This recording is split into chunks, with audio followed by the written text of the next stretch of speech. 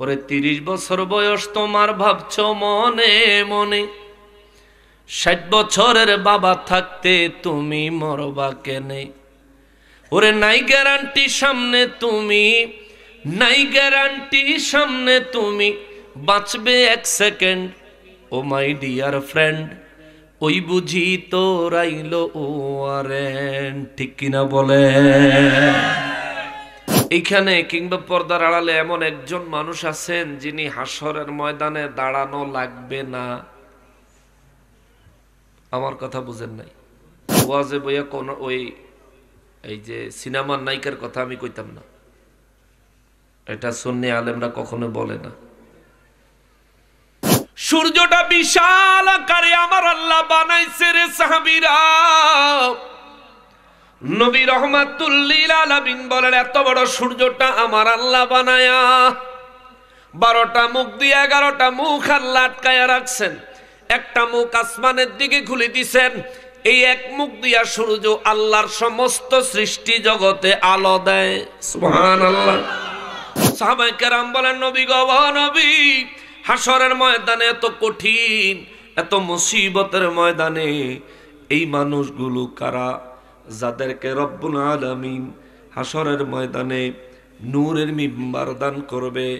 সাহাবায়ে কেরাম বলেন, হুজুর তারা কি আল্লাহ জাহান্নামে নিক্ষেপ করবে না? নবী বলেন, না। ইয়া রাসূলুল্লাহ, কারণটা কি গো নবী? কারণটা কি? আমার নবী রাহমাতুল লিল আলামিন বলেন, কারণ হলো আল্লাহ সিদ্ধান্ত হবে হাসরের ময়দানে নেক বেশি হলে জান্নাতে, গুনাহ বেশি হলে জাহান্নামে।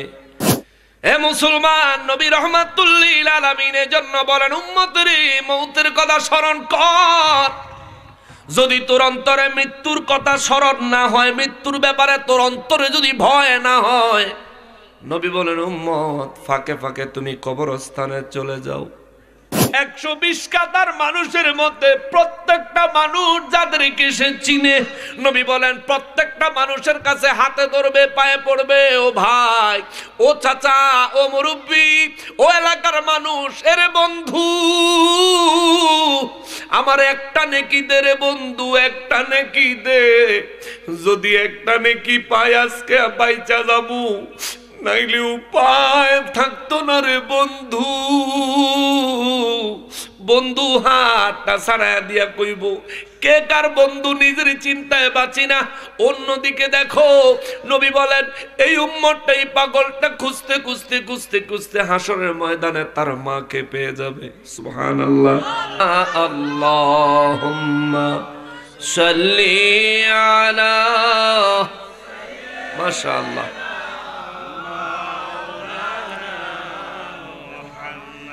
وعلى آل سيدنا।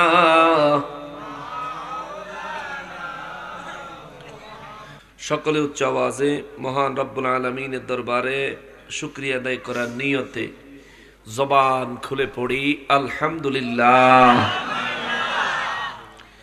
আরো একবার শুকরিয়া আদায় করব এই জন্যে যে পরওয়ারদিগারে আলম মেহেরবানি করে আজকে 11ই ডিসেম্বর 2024 সালে রোজ বুধবার দিবাগত রাতে আয়োজিত ঐতিহ্যবাহী কুমিল্লা জেলাধীন চান্দিনা থানাধীন চান্দিনার সদরস্থ পৌরসভায় আয়োজিত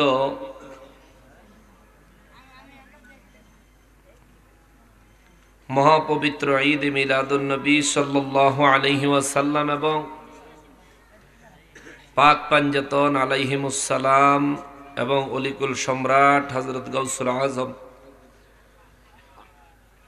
আব্দুল কাদের জিলানী রাদিয়াল্লাহু তাআলা আনহু ও আলা হযরত বাগদাদি মুর্শিদ কিবলা রাহমাতুল্লাহ রাদিয়াল্লাহু তাআলা আনহুর স্মরণে আয়োজিত 7ম বার্ষিক ইমানি নুরানি রহমতি মাহফিলে আসার, অবস্থান করার এবং বসার যে সুযোগ, যে তৌফিক রব্বুল আলামিন আমাদেরকে এনায়েত করেছেন,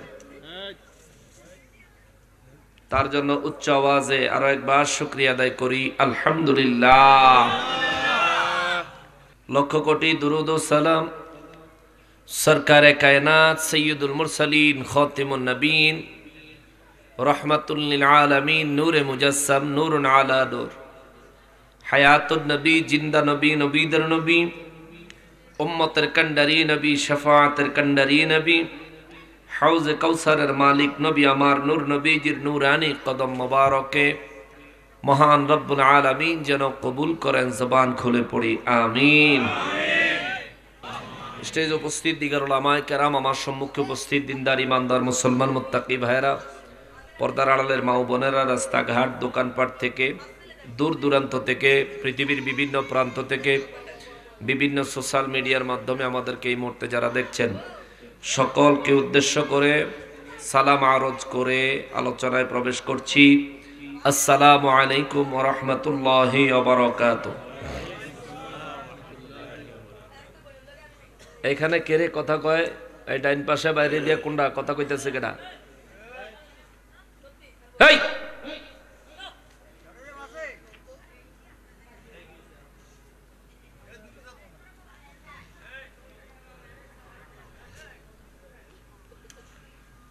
আমি আলোচনা করার নিয়তে কোরআনুল করিম থেকে সূরা হাশরের 18 নম্বর আয়াতে কারিমা তেলাওয়াত করেছি। আলোচনা শুরু করার আগে যারা যাইতে চান যান,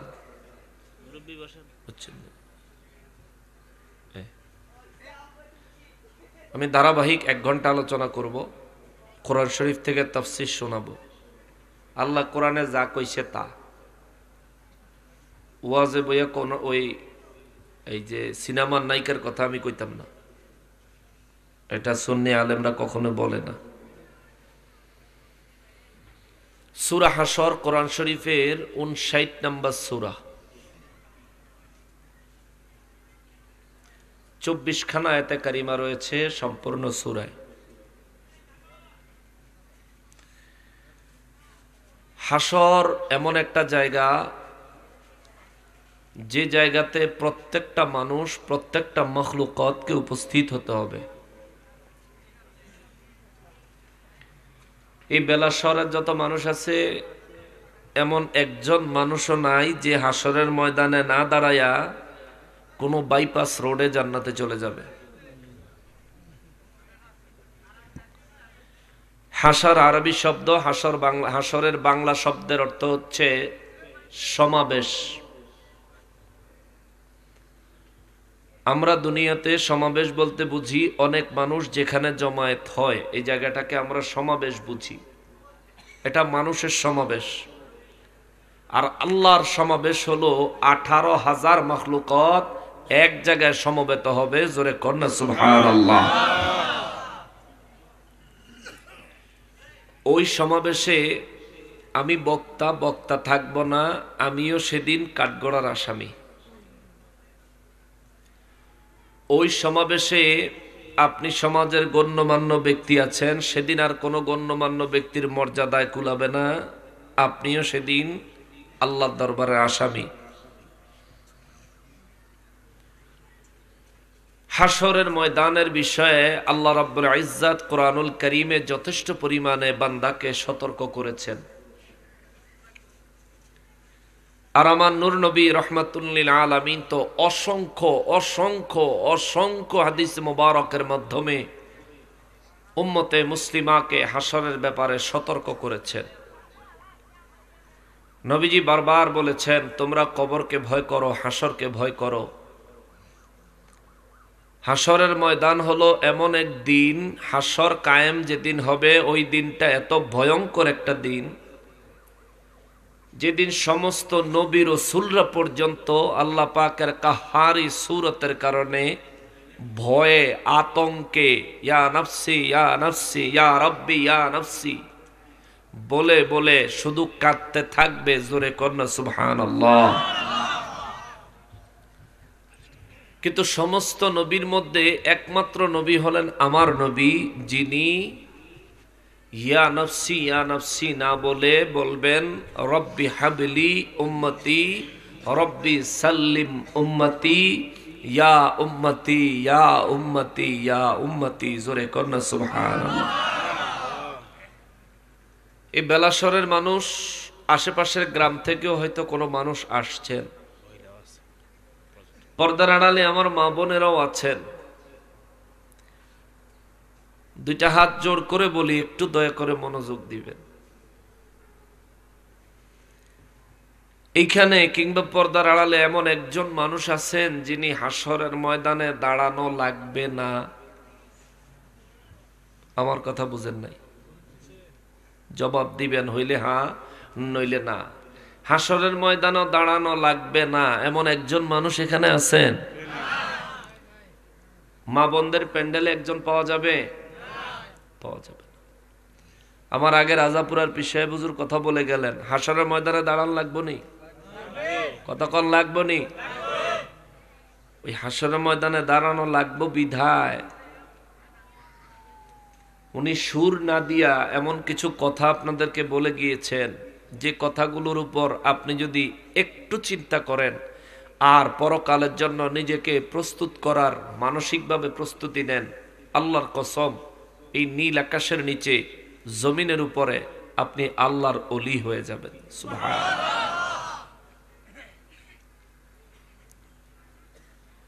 মুসলমানেরা রে, আমার পেয়ারা নবীর উম্মতেরা রে,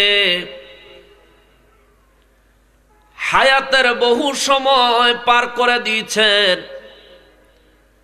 মায়ের গর্ভ থেকে জন্মগ্রহণ করার পরেও আল্লাহ আমাদেরকে 10 বছর পর্যন্ত ছাড় দিয়েছেন। মায়ের গর্ভ থেকে জন্মগ্রহণ করার পরে 10 বছর পর্যন্ত আল্লাহ আমাদেরকে ছাড় দিয়েছেন।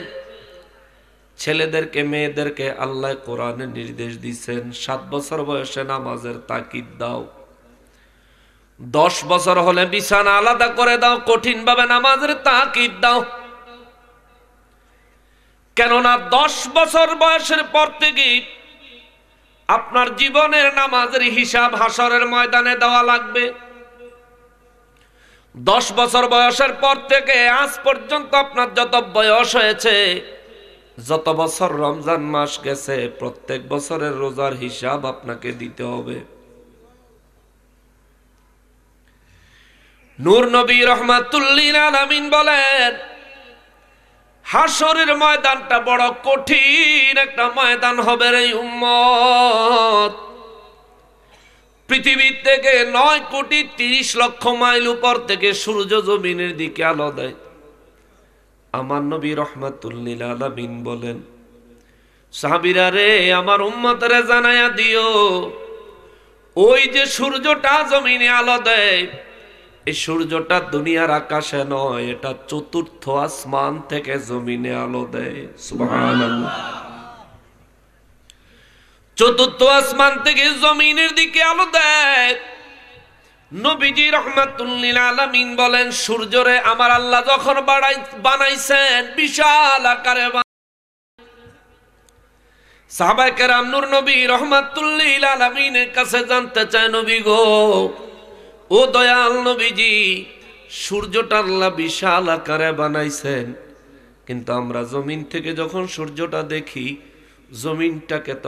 সূর্যটাকে তখন একটা ফুটবলের মতো দেখা যায়, দুনিয়ার থেকে অনেক ছোট দেখা যায় গো নবী। আমার নবী রহমাতুল্লিল আলামিন বলেন, সাহাবীরা রে, দুনিয়ার থেকে যে সূর্যটা ফুটবলের মতো দেখা যায়, এই সূর্যটার মধ্যে এই যে পৃথিবী, এই রকম 30 লক্ষ পৃথিবী রাখা যাবে। আল্লাহু আকবার। নূর নবী রহমাতুল্লিল আলামিন বলেন, এই পৃথিবীর মতো 30 লক্ষ পৃথিবী সূর্যের ভিতরে রাখা যাবে। সূর্যটা এত বিশাল আকারে আমার আল্লাহ বানাইছেন। জোরে বলেন আল্লাহু আকবার। নবী বলেন, এই সূর্যটা আমার আল্লাহ বানাইছেন 12টা মুখ দিয়া। সুবহানাল্লাহ। কয়টা মুখ? কয়টা? নবীজি রহমাতুল্লিল আলামিন বলেন, এই সূর্যটারে আমার আল্লাহ 12টা মুখ দিয়া বানাইছে। 12টা মুখ দিয়া বানায়া আল্লাহ সূর্যের 11টা মুখে তালা দিয়া রাখছে। একটা মুখ আমার আল্লাহ সূর্যের আসমানের দিকে খুলে দিয়েছেন, জমিনের দিকে নয়। একটা মুখ আমার আল্লাহ আসমানের দিকে খুলে দিয়েছেন, জমিনের দিকে নয়। নবীজি রাহমাতুল্লিল আলামিন বলেন, ওই সূর্যটা চতুর্থ আসমান থেকে আসমানের দিকে আলো দেয় একটা মুখ দিয়া। ওই মুখের আলোটা উপরের দিকে যায়, উপরের দিকে থেকে রিফ্লেকশন হয়ে আয়নার মধ্যে লাইট মারলে যেমন লাইটের আলোটা পিছন দিকে আবার বের হয়ে আসে, আয়নায় লাইট মারলে দেখবেন লাইট বের হয়ে আসে, মনে হয় যেন ড্রপ খায়া আলো বেরোচ্ছে, লাগবো না। নবীজি রাহমাতুল্লিল আলামিন বলেন, চতুর্থ আসমানের সূর্যটা আসমানের দিকে আলো দেয়, ওই এক মুখের আলো আসমানের উল্টো দিকে আসমানের দিকে লেগে আসমান থেকে রিফ্লেকশন হয়ে কিছুটা আলো জমিনের দিকে আসে। তাও আসার সময় একটা, দুইটা, তিনটা, চারটা আসমান ভেদ করে তারপরে জমিনে আসে। তারপরে মক্কা মুআজ্জামায় মদিনা মুনাওয়ারায় 50 ডিগ্রি থেকে 60 ডিগ্রি পর্যন্ত তাপমাত্রা হয়ে যায়। চিৎকার দিয়া কোন আল্লাহু আকবার। সূর্যটা বিশাল আকারে আমার আল্লাহ বানাইছে রে সাহাবীরা। নবী রাহমাতুল্লিল আলামিন বলেন, এত বড় সূর্যটা আমার আল্লাহ বানায়া 12টা মুখ দিয়ে 11টা মুখ আল্লাহ আটকায়া রাখছেন। একটা মুখ আসমানের দিকে খুলে দিছেন, এই এক মুখ দিয়া সূর্য আল্লাহর সমস্ত সৃষ্টি জগতে আলো দেয়। সুবহানাল্লাহ। একটা মুখ দিয়া সমস্ত সৃষ্টি জগতে আল্লাহর সমস্ত সৃষ্টি জগৎ আলোকিত করে সূর্যটায়। নবী বলেন, সাহাবীরা রে, জমিন থেকে 9,30,00,000 মাইল উপর থেকে যে সূর্যটা দুনিয়ার দিকে এখন আলো দেয়, আসমানের দিকে দিলে রিফ্লেকশন হয়ে জমিনে আলো আসে। যদি দুপুর হয়, মানুষ গরমে মানুষের অবস্থা খারাপ হয়ে যায়। কয়েক বছর ধরে বাংলাদেশে এমন অবস্থা দাঁড়াইছে, শহরাঞ্চলে কোনো মানুষ এসি ছাড়া বসবাস করার মতো অবস্থা নাই, এত গরমের প্রকটতা বেড়েছে। আবার ঠান্ডার প্রকটতাও বড় বাড়ছে। হঠাৎ করে এত বেশি ঠান্ডা পড়ছে, আজকেও কিন্তু প্রচন্ড ঠান্ডা লাগতেছে। আমার নবী রাহমাতুল্লিল আলামিন কয়, সাহাবীরা রে, এর 9,30,00,000 মাইল উপরে সূর্যটা যেদিন হাসরের ময়দান কায়েম হবে রে, ওই দিন মানুষের মাথার অর্ধ হাত উপরে সূর্যটা চলে আসবে। আল্লাহু আকবার। আদম নবী 120 হাত 60 গজ লম্বা ছিলেন। সুবহানাল্লাহ। আদম নবী কয় হাত লম্বা? 120 হাত 60 গজ, 2 হাতে 1 গজ। এটা তো আমরা সবাই জানি নাকি? আদম নবী 60 গজ লম্বা ছিলেন। হাসরের ময়দানে আদম নবী যখন দাঁড়াবেন, আদম নবীর মাথার অর্ধ হাত উপরে সূর্য যখন থাকবে, আমি তো 120 হাত লম্বা না, আমি তো মাত্র 3.5 হাত। তাহলে আমি আরো অনেক নিচে থাকবো, আমার মাথা অনেক নিচে থাকবে। এমন চিন্তা করে ঘুম হারাম করিয়েন না। আমার নূর নবী রাহমাতুল্লিল আলামিন বলেন, হাসরের ময়দানটা এমন হবে রে, প্রত্যেকটা মানুষের মাথা থেকে সূর্যের দূরত্ব হবে অর্ধ হাত উপরে। আল্লাহু আকবার। আদম নবীর জন্য সূর্য আদম নবীর হাতে অর্ধ হাত উপরে, আমি নকশবন্দির জন্য আমার মাথার অর্ধ হাত উপরে সূর্য হবে, আপনার জন্য আপনার মাথার অর্ধ হাত উপরে সূর্য হবে। নবী রাহমাতুল্লিল আলামিন বলেন, ওই দিন মানুষ পাগল পারা হয়ে যাবে, ওই দিন মানুষ দিওয়ানা হয়ে যাবে, ওই দিন মানুষ সূর্যের তাপে মানুষের অবস্থা বড় খারাপ হয়ে যাবে। সাহাবীরা কয়, নবী গো, যদি একটু বলতেন মানুষের অবস্থা কতটা খারাপ হবে। আমার নবী কয়, সাহাবীরা রে, সূর্যটা মাথার অর্ধ হাত উপরে আসার কারণে মানুষের মাথার মগজগুলি গরম ভাতের পানির মতো টকবক টকবক করে ফুটবে। নবী বলেন মানুষের মাথার মগজ সূর্যের তাপে টকবক টকবক করে ফুটতে ফুটতে নবী বলেন গলে গলে গাল মুখ চেহারা বায়া বায়া নিজের শরীর বায়া বায়া পড়বে রে। দুনিয়ায় কেউ যদি মাথায় বেশি আঘাত পায় মানুষ মারা যায়, কিন্তু হাসরের ময়দানে তো মৃত্যু নাই, মৃত্যু নাই, মৃত্যু নাই। নবী বলেন 50,000 বছরের সমান লম্বা একটা দিন ভর সূর্যটা তাপ দিতে থাকবে। সূর্যের তাপে মানুষের মাথার মগজগুলি টকবক টকবক করে ফুটবে। এরে বেলাশরের মানুষ, এরে চান্দিনার মানুষ, এরে কুমিল্লার মানুষ, এ বিশ্বের মুসলমান রে, প্রত্যেকটা মানুষকে হাসরের ময়দানে দাঁড়ানো লাগবে। প্রত্যেকটা মানুষ এমন কঠিন পরিস্থিতির সম্মুখীন হতে হবে।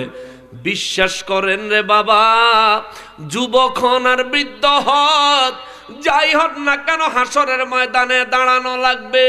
নবী রহমাতুল লিল আলামিন বলেন উম্মত রে, মাথার অর্ধ হাত উপর থেকে সূর্য যখন তাপ দিবে মানুষের মাথার মগজগুলি টকবক টকবক করে ফুটবে আর গলে গলে নিজের চেহারা বেয়ে বেয়ে পড়বে। আমার নবী রহমাতুল লিল আলামিন আরো কয় পায়ের নিচের জমিনটা সেদিন আর মাটির জমিন থাকবে না। মাটির জমিনটাকে আমার আল্লাহ তামার জমিন বানায়া দিবে। আল্লাহু আকবার, নারে তাকবীর, নারে রিসালাত, নারে রিসালাত। হযরত মাওলানা শাহ আলম আল কাদরি শাহপুরি সাহেব জিন্দাবাদ দেন না। হযরত মাওলানা শাহ আলম আল কাদরি শাহপুরি সাহেব জিন্দাবাদ। না হুজুর চলে আইছে আলোচনার বাড়া। আচ্ছা আচ্ছা, হুজুরে সেফ ভাবে নিয়ে একটু জায়গা দাও তো, জায়গা করে দাও।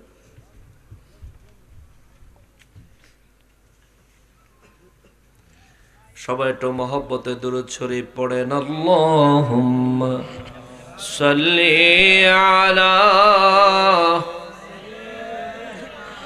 মাওলানা মুহাম্মদ ওয়া আলা আলি সাইয়্যিদিনা।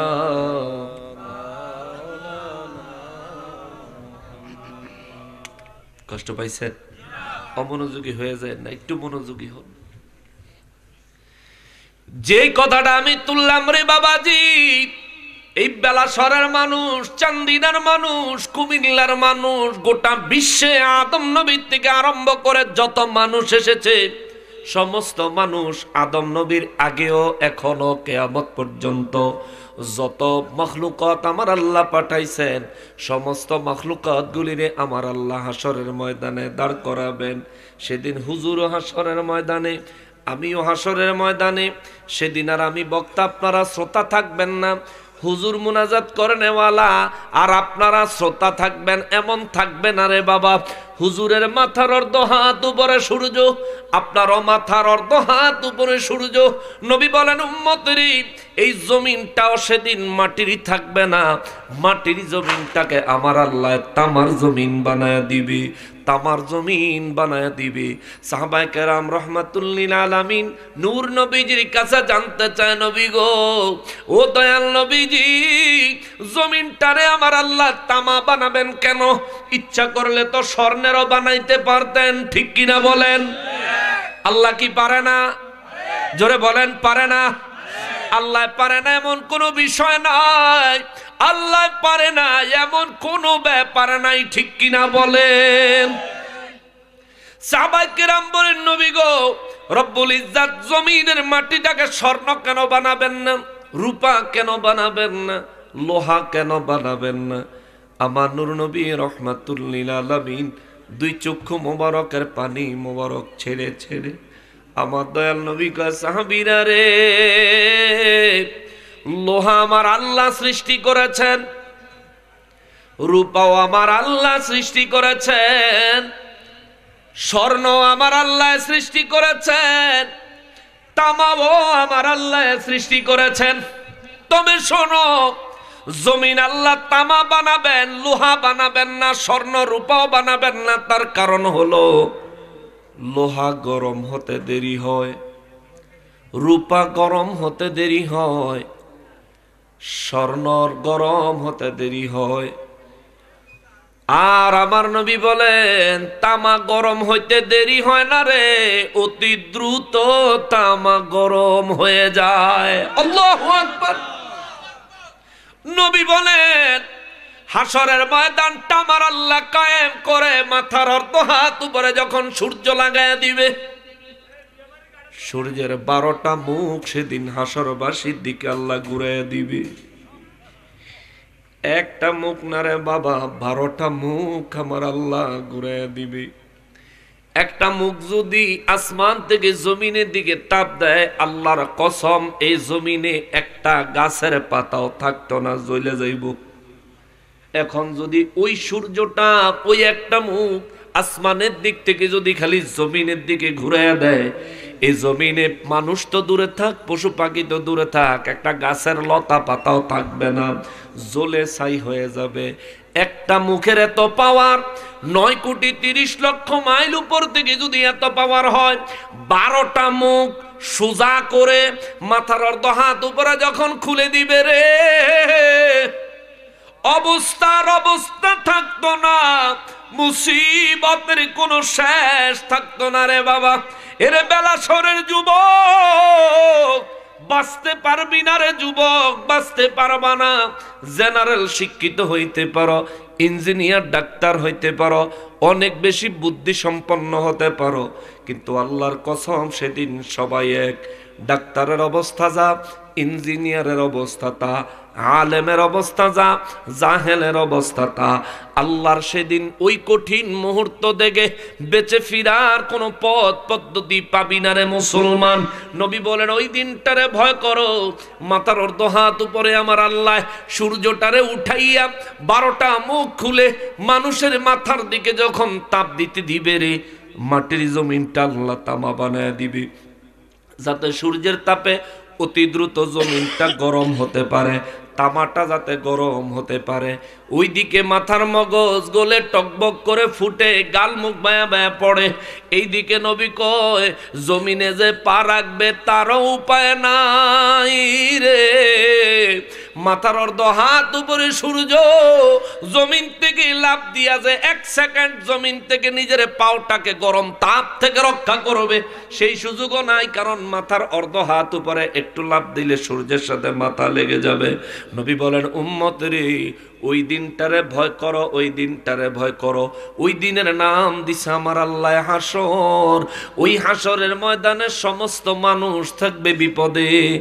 আল্লাহ কয় এক শ্রেণীর মানুষের আমার আল্লাহ নূরের মিম্বার দিয়া সূর্যের তাপ থেকে বাঁচায়া দিবে। সুবহানাল্লাহ। এক শ্রেণীর মানুষের আমার আল্লাহ নূরের মিম্বার পুরস্কার দিবেন। ওই মানুষগুলো নূরের মিম্বারে বসে থাকবেন। নবী বলেন ওই মানুষগুলারে সূর্যের তাপে পাবে না, ওই মানুষগুলারে জমিনের তামার গরমে পাবে না, ওই মানুষগুলারে আমার আল্লাহর আরশে আজিমের ছায়ায় জায়গা করে দেওয়া হবে। আল্লাহু আকবার। সাহাবায়ে কেরাম বলেন নবী গো নবী, হাসরের ময়দানে এত কঠিন, এত মুসিবতের ময়দানে এই মানুষগুলো কারা? যাদেরকে রব্বুল আলামিন হাসরের ময়দানে নূরের মিম্বার দান করবে। আমার নবী বলেন এই মানুষগুলি হলো তারা যাদেরকে দেখে সমস্ত নবীরা, সমস্ত শহীদরা, শহীদ চিনেন তো? ইসলামের জন্য যারা জীবন কুরবান করে দিছে, জান দিয়ে দিছে, এরা হইল শহীদ। নূর নবী রহমাতুল্লিল আলামিন 1450 বছর আগে আমার নবী বলেন সেই দিন ওই মানুষগুলো যাদেরকে আমার আল্লাহ নূরের মিম্বার দিবেন, ওই মানুষগুলাকে দেখে নবীরা এবং শহীদেরা আফসোস করবে, আক্ষেপ করবে, ঈর্ষা করবে। তারা সেদিন এমন আফসোস করবে হাসরের ময়দানে, হায় আফসোস নবী না হইয়া যদি এই মানুষটার মতো হইতে পারতাম। সুবহানাল্লাহ। নবীদের মর্যাদা কম না বেশি? জোরে বলেন কম না বেশি? নবী বলেন নবীরাও আক্ষেপ করবে, হায় মালিক নবী না হইয়া যদি এই মানুষটার মতো হইতাম, আজ আমার জিন্দেগি ধন্য হইয়া যাইতো। জোরে বলেন আল্লাহু আকবার।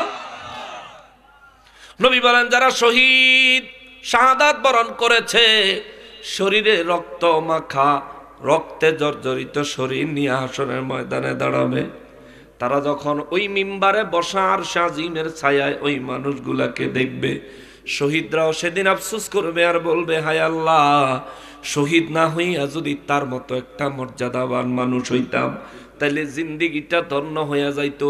আজকে হাসরের ময়দানে আরশ আজিমের ছায়ায় নূরের মিম্বারে মর্যাদা পাইতাম। সাহাবায়ে কেরাম বলেন, নবী গো, ও নবী, নবীরা আবার শহীদরা ওই মানুষকে দেখে, তার মর্যাদা দেখে ঈর্ষা করবে। আমার নবী বলেন, হা হা হা, নবীরা এবং শহীদরা ওই মানুষটাকে দেখে, ওই মানুষের মর্যাদা দেখে ঈর্ষা করবে, আফসোস করবে। সাহাবায়ে কেরাম বলেন, ইয়া রাসূলুল্লাহ, এই মানুষগুলো কারা, তাদের পরিচয় আমরা একটু জানতে চাই। আমার নবী বলেন, তাদের পরিচয় আমি জানি। জোরে কন্যা সুবহানাল্লাহ। হাসরের ময়দানে কি হবে আমার নবী জানে। নবীকে জানাইছেন কে? আরো জোরে বলতে হবে কে? আমাদের দেশে অনেক মানুষ আছে বলে নবী গায়েব জানে না। অনেক মানুষ আছে। হাসরের ময়দানের ঘটনাগুলো কি জাহের না গায়েব? হাসরের ময়দানের ঘটনাগুলো কি ঘটছে না ঘটবো? কথা কেন ঘটছে না ঘটবো? এটা কি বর্তমান খবর, অতীতের খবর না ভবিষ্যতের খবর? কোন খবর? যে হাসরের ময়দান এখনো কায়েম হয় নাই, ওই হাসরের ময়দানে কি হবে না হবে, কে কোথায় থাকবে, এমন কি আমার নবী নিজে কোন কোন জায়গায় থাকবে, এই সমস্ত নির্দিষ্ট ঠিকানা আমার নবী হাদিসে বর্ণনা করে প্রমাণ করে দিয়েছেন। আল্লাহ গায়েবের আলেম আমার নবীকে জানায়, আমার নবী গায়েবের আলেম জানে। ঠিক কিনা বলো? আমার নবী জানে। এখন অনেকে কয় জানে না। নবীজি জানে না, এত বড় কথাটা তুই জানোস কেমনে রে ফাতাম নামা? আমি তো জানতাম চাই। আল্লাহ নবীকে জানায়। আরে জানায় তো আল্লাহ, কি জানাইছে তিনিই জানে। জানেন তো নবীজি, কতটুকু জানছেন আর কি জানছেন এটা তো নবীজি জানে। তুমি মি আদার ব্যাপারে আইছো জাহাজের খবর লইতা। জিবরাইল আমিন ফেরেশতাদের সরদার, মুআল্লিমুল মালায়েকা, ফেরেশতাদের লিডার হইয়াও জিবরাইল আমিন নবীজির ইলম মোবারকের গভীরতা খুঁজে পায় নাই। জোরে কন্না সুবহানাল্লাহ। ওই হাসরের ময়দান এখন কইব জিবরাইল আবার খুঁজে পায় না, এটা কেমনে? কোরআন শরীফে একটা সূরা আছে, শুরু হইছে কাফ হা ইয়া আইন সদ দিয়া, এই আয়াত দিয়া। হুজুর সূরাটার নাম কি? এই মুহূর্তে আমার মনে পড়তেছে না। মারইয়াম, মাশাআল্লাহ, সূরা মারইয়াম। কাফ হা ইয়া আইন সদ, এগুলোকে বলা হয় হরফে মুকাত্তাআত। জিবরাইল আমিন এই এক আয়াতের 5 হরফের ওহিনিয়া 5 বার আইছে। জোরে কোন সুবহানাল্লাহ। আয়েশা নবীজিকে বললেন, হুজুর যদি পড়তেন কাফ, নবী কয় আলিম তু, আমি আগেই জানি। জোরে কোন সুবহানাল্লাহ। ওহি পাঠাইছে কে? নিয়ে আইলো জিবরাইল। কার কাছে? নবীজির কাছে। তো এই মাত্র যেই ওহি নিয়ে আইছে, জিবরাইল আমিন আয়া কয় হুজুর পড়েন কাফ। নবীজি কয় আলিম তু, আমি আগেই জানি। তার মানে বোঝা যায় এমন কিছু গভীর বিষয় আছে যেটা আল্লাহ তার রসুলকে ডাইরেক্ট জানাইছে। আল্লাহ জানে, রসুল জানে, মাঝখানে আর কেউ জানে না। জোরে কন্না সুবহানাল্লাহ। এই জন্য বলি নবীজির কাছে আয়েশা কয় হুজুর পড়েন কাফ। নবী বলেন আলিম তু, আমি জানি। গেছে আল্লাহর দরবারে, সিদরাতুল মুনতাহা যায়, কয় মালিক, কয় হাল হয়ে যাও। কয় হুজুর আগে, কয় আল্লাহ আগের ডই তো পড়ে না। আল্লাহ কয় পড়ছে না, না পড়ছে তোমার দরকার আছে, তুমি ফিয়নের মতন থাও। তোমারে দিয়ে চিঠি পাঠাইছে, তুমি চিঠি লইয়া যাও, তুমি গিয়ে পৌঁছাইয়া দাও। এরপরে পড়বো না, না পড়বো এটা আমার হাবিবের ব্যাপার, আমার ব্যাপার, পণ্ডিতি কইরো না। জিবরাইল আমিন দৌড়ে আইয়া কয় হুজুর পড়তেন যদি? হা। নবী বলেন আলিম তু। আবার গেছে সিদরাতুল মুনতাহায়, আল্লাহ কয় লয়ে যাও ইয়া। জোরে কন্না সুবহানাল্লাহ। জিবরাইল আমিন এবার ডরে ছড়ে কিছু কয় না, দৌড়ে আইছে হুজুর যদি পড়তেন ইয়া। নবী বলেন আলিম তু, এটাও আমি জানি। জোরে কন্না সুবহানাল্লাহ। আবার গেছে সিদরাতুল মুনতাহা, আল্লাহ পৌঁছে দিয়েছি। আল্লাহ কয় আমার হাবিবের কাছে নিয়ে যাওয়া আইন। জিবরাইল আমিন দৌড়ে একা হুজুর যদি পড়তেন আইন, নবী বলেন আলিম তো আমি জানি, জোরে কর্ণ সুবহানাল্লাহ। কাফ হা ইয়া আইন শেষ হইল সদ, আবার আল্লাহ সদ দিয়া পাঠাইছে, 5 হরফ লইয়া 5 বার আইছে, 500 বার নবী কয় আলিম তো আমি জানি, আমি জানি, আমি জানি, জোরে কর্ণ সুবহানাল্লাহ। এখন এই কাফ হা ইয়া আইন সদ জিবরাইল আমিন ওহী নিয়ে আসার আগেই নবী জানে। এখন নবীর জানার গভীরতা কত এটা যদি মাপতে হয়, কোরআন শরীফে কাফ হা ইয়া আইন সদের ব্যাখ্যা আমার নবী বলেন নাই। আজ পর্যন্ত তামাম পৃথিবীতে এমন কোন মুফাসসিরের জন্মই হয় নাই যে কাফ হা ইয়া আইন সদের ব্যাখ্যা করতে পারছে। সমস্ত মুফাসসির এই আয়াতের ব্যাখ্যায় যায় লেখছে আল্লাহু ওয়া রাসূলুহু আ'লামু বিমুরাদিহি। এইটার ব্যাখ্যা, এটার তাফসীর আল্লাহ এবং তার রাসূলই ভালো জানে। সুবহানাল্লাহ। এখন খালি গায়েবের ইলম আল্লাহ জানে এই দাবি করলে তাইলে কাফ হা ইয়া আইন সদের ইলম মুফাসসিরিনে কেরাম বলেন আল্লাহও জানে, নবীও জানে। এখন মৌলভী সাহেব যদি কয় আল্লাহ জানে নবী জানে না, বলেন মুফাসসিরেরটা সত্য না মৌলভীরটা সত্য? মুফাসসিরেরটা সত্য। কেন? মুফাসসির গবেষণা করে কথা বলে। তারপরেও কেউ যদি মুফাসসিরিনে কেরামের বিরুদ্ধে যায় বলতে চায় আল্লাহ জানে নবী জানে না, আমি তারে বলবো কাফ হা ইয়া আইন সদের ব্যাখ্যা কি আইয়া আমার দিয়ে যাও।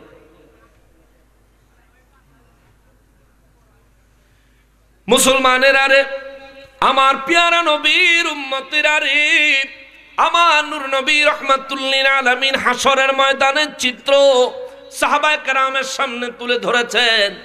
নবী বলেন এমন কিছু মানুষ আছে যাদেরকে হাসরের ময়দানে আমার আল্লাহ নূরের মিম্বার দিবেন। ওই নূরের মিম্বারে মানুষগুলো আরশ আজিমের ছায়ায় অবস্থান করবেন। নূরের মিম্বারে মানুষগুলারে দেখে নবীরা আফসোস করবে, ঈর্ষা করবে, শহীদেরা ঈর্ষা করবে। সাহাবায়ে কেরাম বলেন নবী গো, ওই মানুষগুলার পরিচয় সম্পর্কে আমরা একটু জানতে চাই। আমার নূর নবী রাহমাতুল লিল আলামিন বলেন আল্লাহ পাকের দেওয়া ক্ষমতায় আমি নবী রাহমাতুল লিল আলামিন ওই মানুষগুলার পরিচয় জানি। জোরে কন্যা সুবহানাল্লাহ। সাহাবীরা কয় নবী গো আপনার 2 কদমের কাছে আরজি, ওই মানুষগুলার পরিচয় আমরা একটু জানতে চাই, দয়া করে আমাদেরকে একটু বলে দেন। আমার নবী রাহমাতুল লিল আলামিন কয় সাহাবীরা রে, ওই মানুষগুলার পরিচয় যদি আমি নবী বলে দেই তোমরা কি করবা? কি করবা আগে আমাকে বলো। সাহাবায়ে কেরাম বলেন হুজুর যাদেরকে দেখে হাসরের ময়দানে নবী এবং শহীদরা ঈর্ষা করবে, আফসোস করবে, ওই মানুষগুলার খবর যদি আমরা পাই, আমরা যদি আমাদের জীবদ্দশায় এমন কোন মানুষ পাই, হুজুর আমরা আপনার সাহাবী হইয়া, সাহাবী রাসূল হইয়া আল্লাহর রাসূল রাহমাতুল লিল আলামিনের কাছে ওয়াদা করতেছি ওই মানুষটারে পাইলে আমরা জান প্রাণ দিয়া ভালোবাসবো। জোরে কন্যা সুবহানাল্লাহ। ওই মানুষটারে ভালোবাসতে চায় সাহাবীরা। নবীজি রাহমাতুল লিল আলামিন একটা মুচকি হাসি দিলেন, খুশি হয়ে গেলেন। সুবহানাল্লাহ। তার মানে ওই ধরনের মানুষগুলারে সাহাবীরা ভালোবাসুক, এটা আমার নবী চায়। যদি নবী না চাইতেন তাইলে বলতো খবরদার তাদের ধারে কাছেও যাওয়া যাবে না। নবী মুচকি হাসি দিলেন, হাসি দিয়া বলেন শোনো তাইলে তাদের পরিচয়। এই মানুষগুলো অন্য কোন নবীর উম্মত নয়, এই মানুষগুলো হবে আমি নবীর উম্মত। আমার উম্মতের মধ্যে ওলি আল্লাহরা। জোরে কন্যা সুবহানাল্লাহ। আখিরি নবীর উম্মত হওয়ার কারণে, ওলি আল্লাহ হওয়ার কারণে নবী বলেন হাসরের ময়দানে আমার আল্লাহ তাদেরকে নূরের মিম্বার বানায়া দিবে। হাসরের ময়দানে সব দাঁড়ানো, সব ইয়া নফসি ইয়া রাব্বি ইয়া নফসি ইয়া রাব্বি ইয়া নফসি করতেছে, দাঁড়ায়া দাঁড়ায়া চিৎকার দিতেছে, মাথার মগজ গলে গলে জমিনে পড়তেছে, পায়ের মধ্যে পাগুলি তামার গরমে পুড়ে কাবাব হয়ে যাচ্ছে। আমার নবী রাহমাতুল লিল আলামিন বলেন ওই মুহূর্তে আমার উম্মতের মধ্যে যারা ওলি আল্লাহ, হাসরের ময়দানে আল্লাহ তাগরে নূরের মিম্বার দিবে, মিম্বারের মধ্যে আর সাজিমে ছায়ায় তারা বসে থাকবে, সেখানে তাদের জন্য জান্নাতি নিয়ামতের ব্যবস্থা করা হবে।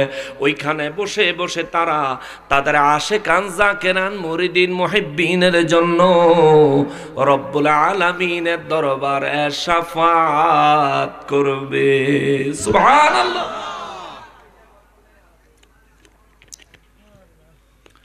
মুসলমানের আরে কথাটা তুললাম এই কারণে, এখন তো অন্তর্বর্তীকালীন সরকার হলো ক্ষমতায়। সরকারি কোনো লোকের সাথে কারো যদি সম্পর্ক ভালো থাকে, সরকারি কোনো দপ্তরে গেলে আপনার মূল্যায়ন কি কম হবে না বেশি? এটা বুঝেন তো? বর্তমানে অন্তর্বর্তীকালীন সরকারের কোনো লোকের সাথে আপনার যদি সুসম্পর্ক থাকে, সরকারি যে কোনো দপ্তরে যাবেন, আপনার সুযোগ সুবিধা কম না বেশি? আল্লাহর দরবারেও কিছু আল্লাহর কিছু কুদরতের আল্লাহর নিজস্ব কিছু লোক আছে, সরকারি লোক। আল্লাহ যদি সরকার হয়, সরকারি লোক আল্লাহ রব্বুল ইজ্জতের কুদরতের নিজের সরকারি নিজের একান্ত বিশেষ লোক যারা, তাদের কথা কোরআনুল কারীমে আমার আল্লাহ বলেছেন, বিসমিল্লাহির রহমানির রহিম,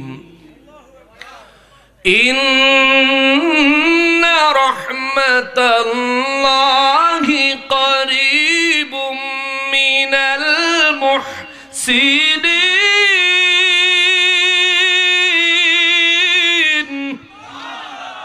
রব্বুল ইজ্জত কুরআনুল কারীমের মধ্যে বলেন, নিশ্চয়ই নিশ্চয়ই আমি আল্লাহর রহমত আমার মুহসিন বান্দাদের কাছে, আমার ওলি আল্লাহদের কাছে।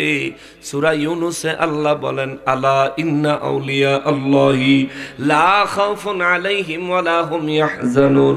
আমার ওলি যারা হয়েছে, আমার মুহসিন যারা হয়েছে, দুনিয়ার জমিনে তাদের কোনো চিন্তা নাই, দুনিয়ার জমিনে তাদের কোনো ভয় নাই, মরণে তাদের কোনো ভয় নাই, কোনো চিন্তা নাই, কবরে তাদের কোনো ভয় নাই, কোনো চিন্তা নাই, হাসরে তাদের কোনো ভয় নাই, কোনো চিন্তা নাই। ও মুসলমান, মুসলমানেরে, দুনিয়ায় সরকারি দলের লোকের সাথে সুসম্পর্ক থাকলে সরকারি দপ্তরের সুযোগ সুবিধা ভালো পাওয়া যায়। 1000 মানুষের ভিতরে যদি আপনাকে আপনার নেতা কিংবা সরকারি পরিচিত লোকটা যদি আপনারে দেখে, নাম ধরে ডাক দিবে, কাছে নিয়ে আসবে, সুযোগ সুবিধা আপনাকে দিবে।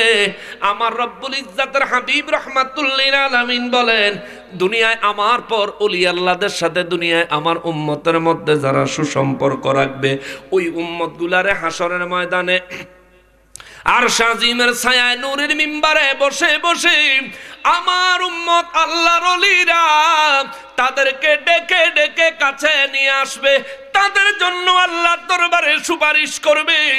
ওলি আল্লাহর খাতিরে গুনাহগারের গুনার দিকে না তাকায়া আমার আল্লাহ জান্নাত দিয়ে দিবে। আল্লাহু আকবার। ওই হাসরের ময়দানে নাজাত পাওয়ার জন্য সর্বপ্রথম ওলি আল্লাহদের সঙ্গ দরকার, ওলি আল্লাহদের সোহবত দরকার।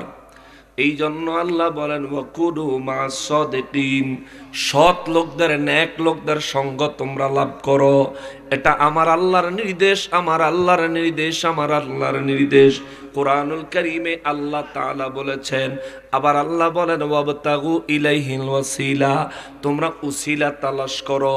কেন না আমি আল্লাহ ইচ্ছা করলে তোমাদেরকে ক্ষমা করে দিতে পারি, কিন্তু ক্ষমা করব না তোমরা যতক্ষণ পর্যন্ত যত উপযুক্ত উসিলা আমার দরবারে উপস্থিত করতে না পারো, ও যতক্ষণ পর্যন্ত যত উপযুক্ত উসিলা তোমরা ধারণ করতে না পারো, ততক্ষণ পর্যন্ত আমি আল্লাহ তোমাদেরকে ক্ষমা করব না।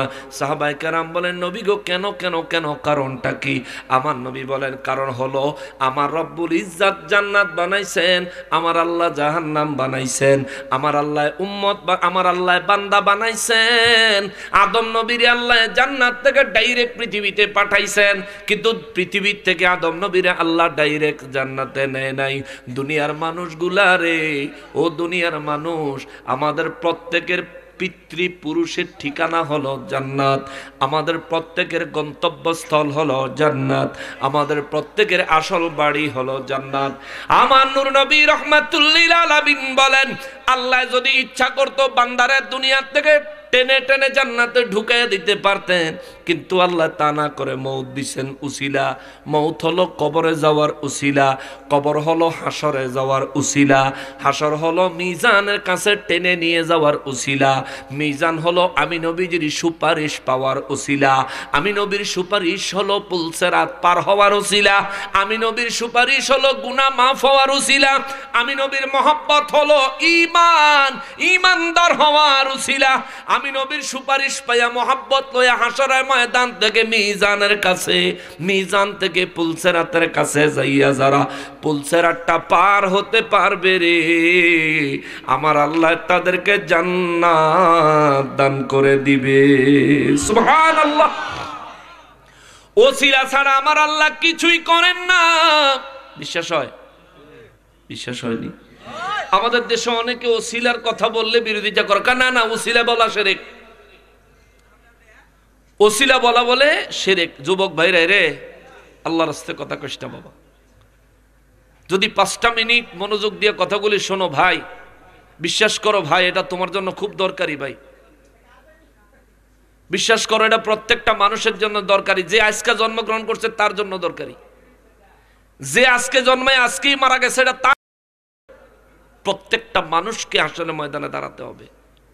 তুমি মানো বা না মানো, গুরুত্ব দাও বা না দাও, ওয়াল্লাহি আল্লাহর কসম ফাঁকি দেওয়ার কোনো সুযোগ নাই। হাসরের ময়দানে ভাই বন্ধু কোনো কাজে আসবে না, মা বাবা কোনো কাজে আইতো না। হাদিসে মোবারকে নূর নবী রহমাতুল্লিল আলামিন বলেন, একটা মানুষ একটা নেকির জন্য বিপদে পড়বে। কয়টা? কয়টা? মাত্র এক নেকি। মিজানের কাছে তার নেক আর গুনাহ যখন ওজন করবে, আমার নূর নবী রহমাতুল্লিল আলামিন বলেন, তার একটা নেক হলে নেকের পাল্লাটা ভারী হয়ে যাইতো। মোটামুটি গুনাহ আর নেক পাশাপাশি এক রকম হয়ে গেছে, গুনার ওজন নেকের ওজন প্রায় সমান সমান হয়ে গেছে। নবী বলেন, রব্বুল ইজ্জাত কুদরতি ভাবে ডাক দিয়া বলবে, বান্দারে ও বান্দা, তোর নেক আর গুনাহ সমান সমান, যদি একটা নেক আনতে পারো তুই জান্নাতি। সুবহানাল্লাহ। সাহাবায়ে কেরাম বলেন, হুজুর তারা কি আল্লাহ জাহান্নামে নিক্ষেপ করবে না? নবী বলেন, না। ইয়া রাসূলুল্লাহ, কারণটা কি গো নবী, কারণটা কি? আমার নবী রহমাতুল্লিল আলামিন বলেন, কারণ হলো আল্লাহ সিদ্ধান্ত হবে হাসরের ময়দানে, নেক বেশি হলে জান্নাতে, গুনাহ বেশি হলে জাহান্নামে। কিন্তু নেক আর গুনাহ সমান সমান হইলে আল্লাহ কোনো ফয়সালা দেয় নাই। এই জন্য আমার আল্লাহ বলবে, তোমার যেহেতু নেক আর গুনাহ সমান সমান হয়ে গেছে, যাও যাও যাও, পুরা হাসরের ময়দানে একটা চক্কর লাগায় আসো। কেউ যদি তোমারে একটা নেকি দেয়, কারো কাছ থেকে যদি একটা নেকি তুমি নিয়ে আসতে পারো, আমি রব্বুল আলামিন তোমারে আজকে জান্নাত ফয়সালা দিয়ে দিব। সুবহানাল্লাহ। হে মুসলমান, একটা বার চিন্তা করেন রে বাবা, একটা বার চিন্তা করে দেখেন, বেলাসুরের মানুষ হাসরের ময়দানে যখন এক নেকির জন্য যদি আপনি বিপদে পড়ে যান, হাসরের ময়দানে সেদিন আপনার মনের অবস্থা কেমন হবে? কেননা একে তো সূর্য মাথার উপর থেকে তাপ দিয়া মাথা গালায়া দিবে, দ্বিতীয়ত পায়ের নিচের জমিন তামায় রূপান্তরিত হয়ে পায়ের গোশতগুলো কাবাব বানায় দিবে।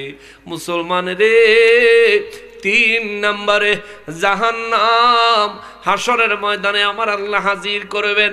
70,000 ফেরেশতারা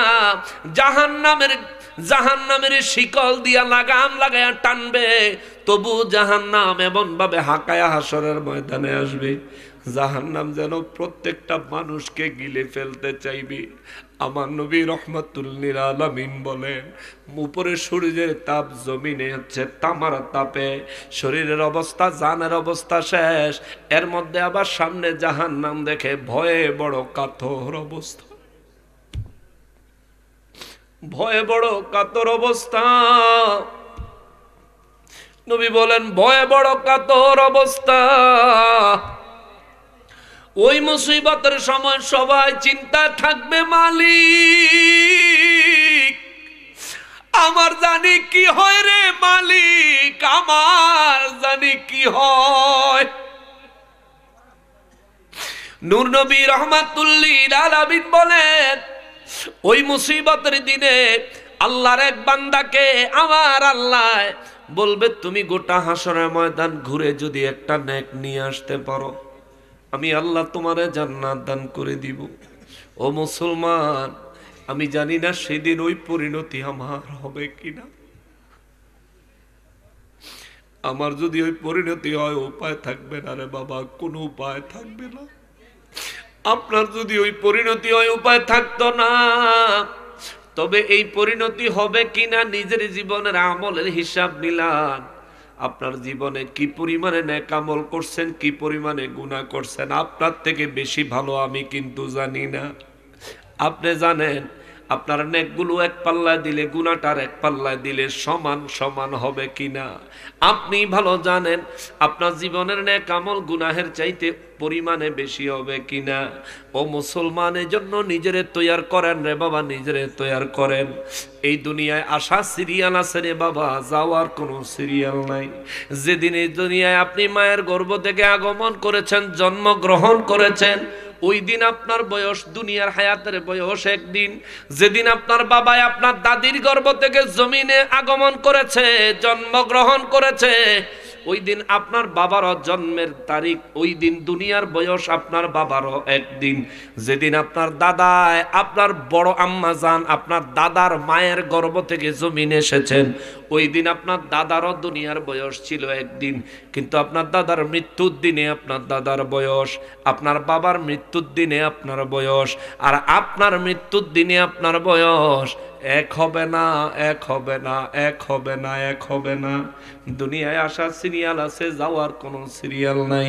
দুনিয়ায় মানুষ আসলে ডাক্তারেরা যন্ত্রের মাধ্যমে এখন বলতে পারে অমুক মাসের অমুক তারিখ, এক সপ্তাহ আগে পরে সন্তানটা দুনিয়ায় আসবে।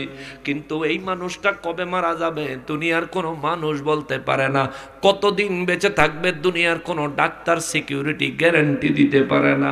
নবী রহমাতুল্লিল আলামিন বলেন মানুষের আরে উম্মতের আরে রে উম্মত, মৌতের কথা চিন্তা কর। মৌত তোর ঘাড়ের সাহা রোগের চাইতে আরো কাছে।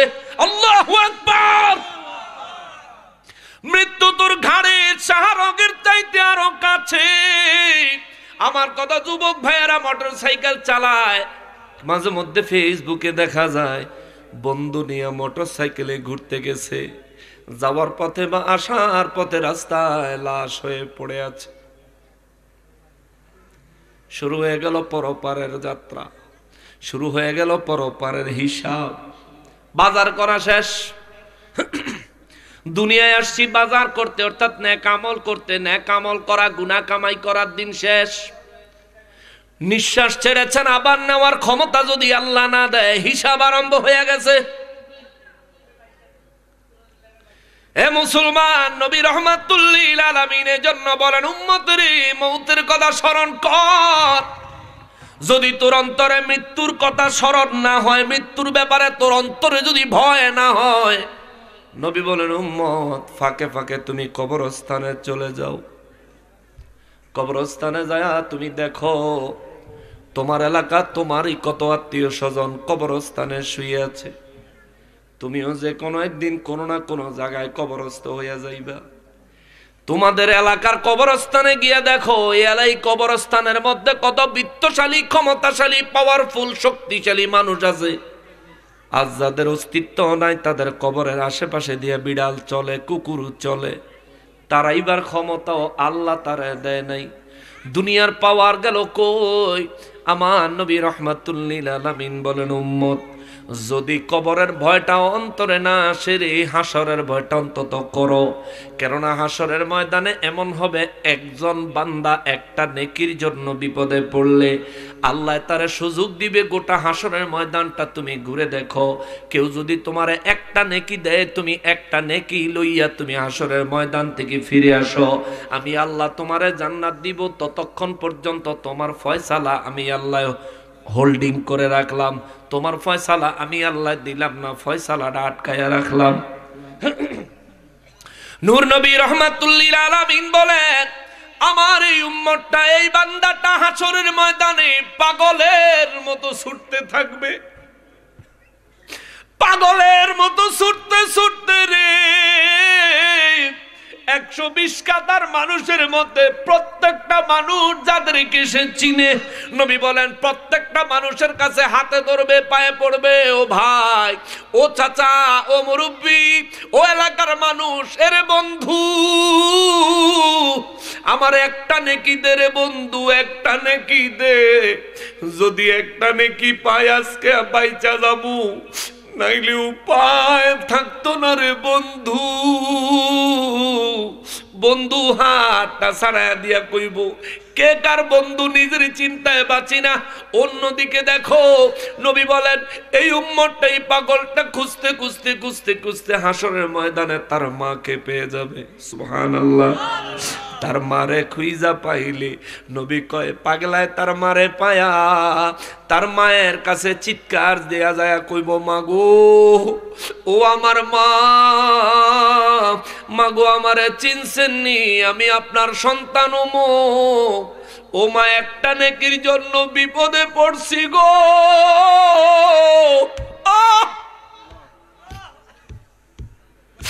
মাগো একটা নেকির জন্য বিপদে পড়ছি, দুনিয়ার জমিনে না খাইয়া আমাদেরকে খাওয়াইছো, এক বেলা খায়া বাকি 2 বেলা আমাদের জন্য খাবারের ব্যবস্থা রাখছো, রাত না ঘুমায়া কাটাইছো, আমার প্রস্রাবের মধ্যে মা তুমি কত শীতের রাত ঘুমাইছো। ও মাঝকে হাসরের ময়দানে বেশি কিছু চাই না গো মা, তোমার কলিজার টুকরা, তোমার মানিক ধন আজকে একটা নেকির জন্য বিপদে পড়ছে, মা গো একটা নেকি দাও, আমি জান্নাতে যাব। ও মা একটা নেকি দাও। নবী বলেন হাসরের ময়দানটা এত কঠিন হবে রে, নবী বলেন হাসরের ময়দানটা এত কঠিন হবে রে, মা সন্তানের একটা নেকি দিত রাজি হইতো না। নবী কয় মা একটা নেকি নিজের সন্তানের দেওয়ার জন্য রাজি হইতো না। ওই আসরের ময়দানটার একটু ভয় করে মুসলমান, ওই আসরের ময়দানের জন্য নিজের তৈয়ার করে মুসলমান। নবী বলেন এই মানুষটা দিশাহারা পাগল পারা হয়ে যাবে রে। সেই দিন যদি এই মানুষটার সাথে, এই ধরনের কোনো মানুষের সাথে কোনো আল্লাহর ওলির সাথে সুসম্পর্ক থাকে, আল্লাহর ওলি তারে নেকি দিয়া পার করে দিবে। সুবহানাল্লাহ। এই মানুষটার যদি দুনিয়ায় কোনো হক্কানি রব্বানি আলিমের সাথে সুসম্পর্ক থাকে, আলেম সেদিন তারে একটা নেকি দিয়া তারে উপকার করবে। সাহাবায়ে কেরাম বলেন হুজুর নবী গো, আলেম সাহেব একটা নেকি দিবে কিন্তু তার মা দিবে না, কারণটা কি? আমার নবী বলেন কারণ হলো যিনি আলেম তিনি জানে কেউ যদি তার নেকি দিয়া জান্নাতি হইতে পারে, আর ওই ব্যক্তির জান্নাতি হওয়ার সাথে সাথে যদি কারো জন্য সুপারিশ করে, আখিরি নবীর উম্মত হইলে জান্নাতি ব্যক্তির সুপারিশে আল্লাহ অপর যেই ব্যক্তির জন্য সুপারিশ করবে ওই ব্যক্তিটাকেও জান্নাত দান করে দিবে। সুবহানাল্লাহ। এটা আলেম জানে, এটা ওলি আল্লাহ না জানে। এই জন্য তারা দিবে, বলবে যাও তুমি পার হও, তবে শর্ত আছে কি, তুমি পার হওয়ার সাথে সাথে আমার জন্য সুপারিশ করবা। সঙ্গে সঙ্গে এক নেকি লইয়া দৌড়ে যায়, কইব মালিক ও আল্লাহ, একটা নেকি নিয়ে আইছি, আল্লাহ আমার নেকিটারে গুনাহটারে আর একবার ওজন দিয়ে আমারে মাফ করে দেন, আল্লাহ আমারে জান্নাতের ফয়সালা দেন। মুসলমান রে, এই কথাটা বললাম এই কারণে, কারণ আজ তোমার বন্ধুর সাথে তুমি আলাপ করে সময় কাটাইতেছো, বন্ধুর সাথে ঘুরে ঘুরে রাত তুমি পার করে দিচ্ছ, বন্ধুর সাথে ঘুরে ঘুরে দিন শেষ করে দিচ্ছ, বন্ধুর সাথে মোবাইলে গেম খেলে খেলে রাত শেষ করে দাও, ফজরের নামাজ শেষ করে দাও, এক ওয়াক্ত নামাজ পড়ো না। অথচ আমার নূর নবী রাহমাতুল লিল আলামিন বলেন, আউয়ালু মা ইউহাসাবু বিহিল আবদু ইয়াউমাল কিয়ামাতিস সালাহ। হাশরের ময়দানটা কায়েম হলে, হাশরের ময়দানের অধিবেশন আরম্ভ হবে নামাজের হিসাব দিয়া, নামাজের প্রশ্ন দিয়ে আগে আল্লাহ হাশরের ময়দানের অধিবেশন আরম্ভ করবে। অতএব মুসলমান, বেলাসুরের মুসলমান রে, এরে চান্দিনার মুসলমান, কুমিল্লার মুসলমান, এ গোটা বিশ্বের মুসলমানের আরে নামাজ কামাই করিও না, নামাজ ত্যাগ করিও না, নামাজ পড়িও, নামাজ পড়িও, নামাজ পড়িও, নামাজ পড়িও। নামাজ এমন এক ইবাদত যার দ্বারা আল্লাহর সাথে বান্দার দিদার হয়ে যায়। সুবহানাল্লাহ। নামাজ এমন একটা ইবাদত যেটার হিসাব হাশরের ময়দানে কোনো মানুষ যদি সহজভাবে পরিপূর্ণভাবে দিতে পারে, আমার নবী বলেন যে ব্যক্তি হাশরের ময়দানে রব্বুল ইজ্জাতের সামনে নামাজের হিসাবটা পরিপূর্ণ দিতে পারবে, ওই ব্যক্তির পরবর্তী হিসাবগুলি আমার আল্লাহ নিজেই সহজ করে দিবেন। সুবহানাল্লাহ। বাবারে, ওই হাশরের ময়দানের ঘটনা পরিস্থিতি উল্লেখ করে আমার আল্লাহ সূরা হাশর নাজিল করেছেন। সূরা হাশরের 18 নম্বর আয়াতে কারিমা তেলাওয়াত করেছি। আমার আল্লাহ বলেন, বিসমিল্লাহির রহমানির রহিম, ইয়া আইয়ুহাল্লাযীনা আমানুত্তাকুল্লাহা ওয়াল তানজুর নাফসুম মা কদ্দামাত লিগাদ واتقوا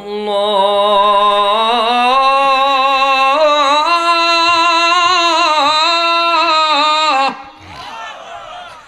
إن الله خبير بما تعملون। রব্বুল আলামিন বলেন, ইয়া আইয়ুহাল্লাযীনা আমানুত্তাকুল্লাহ, হে ইমানদারের দলেরা রে, তোমরা আমি আল্লাহকে ভয় করো, আমি আল্লাহকে ভয় করো, আমি আল্লাহকে ভয় করো। ওয়াল তানজুর নাফসু মা কদ্দামাত লিগাদ, প্রত্যেকটা নফসকে, প্রত্যেকটা আত্মাকে, প্রত্যেকটা ব্যক্তিকে চিন্তা করা উচিত আগামীকাল অর্থাৎ হাশরের ময়দানের জন্য সে কি পাঠাইছে।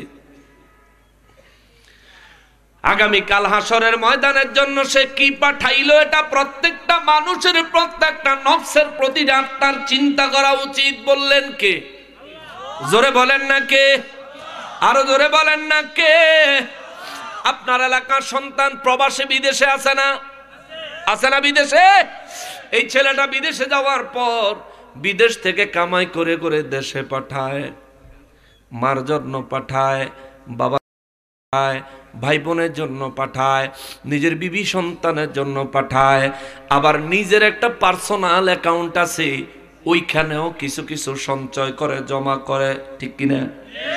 মুসলমান রে, আমার আল্লাহ কয়, দুনিয়ায় গেলা, দুনিয়াদারি তুমি এত সুন্দর বুঝলা, হাশরের ময়দানে যে আশা লাগবো তোমার খবর আসেনি? বাড়ির থেকে বিদেশে গেলে, প্রবাসে গেলে, ফিরে আবার বাড়িতে আসা লাগবো। বাড়িতে আসলে আবার দেশে আসলে অনেক পরিমাণে খরচ করার জন্য, হাত খরচের জন্য পয়সা লাগবো।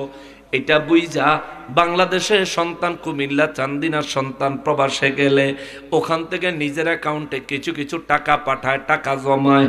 আল্লাহ কয়, বান্দারে তুমি দুনিয়ার বিদেশ চিনলা, তোমার আসল বিদেশ চিনলা না। তুমি আছো আসল বিদেশে, তোমার আসল বাড়ি হলো জান্নাত। ওই জান্নাতে যাওয়ার জন্য তুমি কিছু পাঠাইছো নি, কিছু পাঠাইছো নি রে বান্দা, কিছু পাঠাইছো নি। ও বান্দা, তুমি চিন্তা করো, চিন্তা করে দেখো, কিছু জিনিস তুমি আখের আখিরাতের জন্য পাঠাও, আখিরাতের জন্য পাঠাও। জোরে করনা সুবহানাল্লাহ। এই কিছু জিনিস আল্লাহ পাঠাইতে বলছেন, এটা নামাজ পড়বেন, নামাজ পাঠাবেন, রোজা রাখবেন, রোজা পাঠাবেন, অর্থাৎ জমায়েত করবেন। আপনার অ্যাকাউন্ট এখানে, অ্যাকাউন্টের ম্যানেজার এখানে, খাতায় লিখতেছে, লেখার ম্যানেজার এখানে। আপনি নামাজ পড়বেন, লিখবে, রোজা রাখবেন, লিখবে, সামর্থ্যবান হইলে হজ করবেন, লিখবে। যদি নিসাব পরিমাণ সম্পদের মালিক হন, 1 টাকা পর্যন্ত হিসাব করে যাকাত দিবেন, লিখবে। আর বিশেষ করে নফল ইবাদত করবেন, লিখবে। বলবেন হুজুর এই আয়াতের সাথে নফল ইবাদতের সম্পর্ক কি? তাইলে শোনেন, আমার নবী রাহমাতুল লিল আলামিনের দরবারে একদিন দুপুর বেলা হয়ে আসতেছে, সকাল বেলায় নবীজির সাহাবায়ে কেরাম তাফসিরে ইবনে কাসিরের মধ্যে আসলো। তাফসির ইবনে কাসিরের মধ্যে এই আয়াতের তাফসিরে আসছে, নবীজি রাহমাতুল লিল আলামিন একদিন সাহাবায়ে কেরামদেরকে নিয়ে বয়ান করছেন। সাহাবায়ে কেরাম বসে আছেন, সূর্য মাথার উপরে আস্তে আস্তে উঠতেছে, মানে জোহরের আগে। বুঝতে পারছেন তো? জোহরের আগে তো সূর্য খালি উপরের দিকে উঠে, জোহরের পরে আস্তে আস্তে হেলতে থাকে পশ্চিম দিকে, তাই না? নবী রাহমাতুল লিল আলামিন সাহাবায়ে কেরাম বলেন, আমার নবী রাহমাতুল লিল আলামিন আমাদের সামনে বয়ান করতেছেন, এমন সময় সূর্য মাথার উপরের দিকে উঠে আসতেছে, অর্থাৎ সকাল 10টা 11টা এরকম টাইম হবে। নবী রাহমাতুল লিল আলামিনের দরবারে নবীজি বয়ান করেন, সাহাবায়ে কেরাম বলেন আমরা চাতক পাখির মতো শুনি, নূর নবীজির চেহারা মোবারকের দিকে পাগলের মতো তাকায় থাকি, চাতক পাখির মতো তাকায় থাকি। কেননা আমার নবী রাহমাতুল লিল আলামিন এত সুন্দর চেহারা মোবারকের, নূরানি চেহারা মোবারকের অধিকারী ছিলেন রে। আমার নবী চেহারা মোবারক দেখে দেখে ইহুদি, কাফের, বেঈমান, খ্রিস্টানেরা মুসলমান হইয়া যাইতো। সুবহানাল্লাহ। সাহাবায়ে কেরাম বলেন, সেদিন আমার নবী রাহমাতুল লিল আলামিন আমাদের কি বয়ান করছেন, এমন সময় কিছু লোক ওই জায়গায় আসলো, কিছু মানুষ ওই জায়গায় আসলো যাদের দেহ খালি, যাদের পায়ে কোনো জুতা নাই। কিন্তু সকাল বেলায় ফজরের নামাজের কিছুক্ষণ পরেই বেলাটা উইঠা সারলেই সৌদি আরবের জমিনের পাথরগুলো উত্তপ্ত গরম হয়ে যায়। বুঝে গেছেন না? আলহাজ লেখা আছে তো। সৌদি আরবে ফজরের নামাজের পর দিয়া 7টা 8টা বাজলেই, আমাদের দেশে দুপুর বেলা জমিন এত গরম হয় না, সকালে 7টা 8টা 9টা বাজে জমিন যত গরম হয়ে যায়। কেননা আমাদের দেশে তো ম্যাক্সিমাম মাটি, ওই দেশে ম্যাক্সিমাম হইল পাথর। ওই দেশে এই জমিনের মধ্যে, জমিন ক্ষেত, আমাদের দেশে ক্ষেত ইরিদান লাগাইলে কত সুন্দর ধান হয়, ফসল হয়। ওই দেশের পুরা জমিন হইল পাথরে ভরপুর, মনে হইব পাথরের ক্ষেত। সকালে 8টা 9টা বাজলে অবস্থা খারাপ হয়ে যায়। সেখানে 10টা 11টার সময়, অর্থাৎ সূর্য যখন মাথার উপরের দিকে উঠে আসতেছে, এমন সময় নবীজির দরবারে কিছু মানুষ উপস্থিত হইল। তাদের গায়ে কোনো কাপড় নাই, একেবারে শরীর খালি, পায়ের মধ্যে কোনো জুতা নাই, পাও খালি, শুধুমাত্র 17টা ঢাকা আছে, 17টা ঢাকা আছে ডোরা কাটা কিছু আরবী পোশাকের দ্বারা। এমনটাই বর্ণনা করেছে তাফসিরে ইবনে কাসিরে, যে শুধুমাত্র 17টা ডোরা কাটা সামান্য কিছু, অত্যন্ত পুরানো, তাও একেবারে ভালো না, অনেক ছেঁড়া ফাড়া কাপড় দিয়া তারা কোনো রকম নিজের লজ্জা স্থানটা ডেকে রাখছে। ডাইকা নবীজির দরবারে আয়েশা নবীজিকে সালাম দিলে আমার নবী রাহমাতুল লিল আলামিন তাদের চেহারার দিকে তাকানোর সাথে সাথে আমার নবীজির চেহারা মোবারক বিবর্ণ হয়ে গেল। নবীজি রাহমাতুল লিল আলামিন সেদিন নবীজির মিম্বার মোবারক থেকে নিজের চাদর মোবারক নামায়া চাদরটারে বিছায়া আমার নবী রাহমাতুল লিল আলামিন বললেন, সাহাবীরা রে, তোমাদের সামনে আমি নবী আমার চাদরটা রাখলাম, তোমরা কে কি দিবা আমার চাদরের মধ্যে দাও। জোরে কন্যা সুবহানাল্লাহ। নবীজি রাহমাতুল লিল আলামিন এই চাদর পাতলেন, বেলাল রাদিয়াল্লাহু তাআলা আনহুকে আযান দিতে বললেন। বেলাল রাদিয়াল্লাহু আযান দিলেন, নবীজি নামাজ আদায় করলেন। নামাজের পরে নবীজি নিজের রুমাল চাদর মোবারক বিছিয়ে দিলেন। বিছিয়ে দিয়া কয়, সাহাবীরা কে কে দিবা আমার চাদরে দাও, আজ আমি তোমাদের কাছে চাই, তোমরা আমাকে দাও দাও দাও। নবীজির সাহাবায়ে কেরাম বলেন, সেদিন সাহাবায়ে কেরামের মধ্যে একটা হাসরের ময়দানের মতো অবস্থান হয়ে গেল। সমস্ত সাহাবী দৌড়াদৌড়ি শুরু করলো, যার ঘরে যা আছে, যার ঘরে যা আছে, যার ঘরে যা আছে, যার ঘরে যা আছে।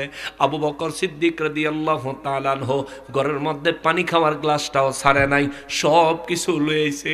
যায় কয়, বিবি রে, ও বিবি ঘরে কি আছে সব কিছু প্যাকেট করে দে।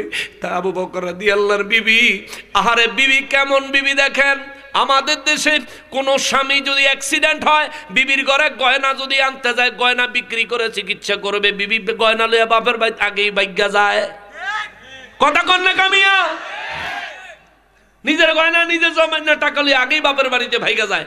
অথচ সিদ্দিকে আকবর রাদিয়াল্লাহু তাআলা আনহুর মতো চরিত্র, সিদ্দিকে আকবরের বিবির মতো চরিত্র ধারণ করেন। ওয়াল্লাহি, আল্লাহর কসম, আমার মা বোনেরা গো, আবু বকর রাদিয়াল্লাহর বিবির সাথে একই জান্নাত আল্লাহ আপনাকে দান করবে। সুবহানাল্লাহ। আবু বকর রাদিয়াল্লাহু তাআলা আনহু দূরে ঘরে যায়, কয়, বিবিরে জলদি করো, জলদি ঘরের ভিতরে যা আছে প্যাকেট করে দাও। একবারও জিজ্ঞেস করে নাই কেন। আবু বকর রাদিয়াল্লাহু বলছে, স্বামী বলছে, ঘরের মধ্যে সব প্যাকেট করছে, পানি খাওয়ার গ্লাসটা রাখছে, ওইটা প্যাকেট করে নাই।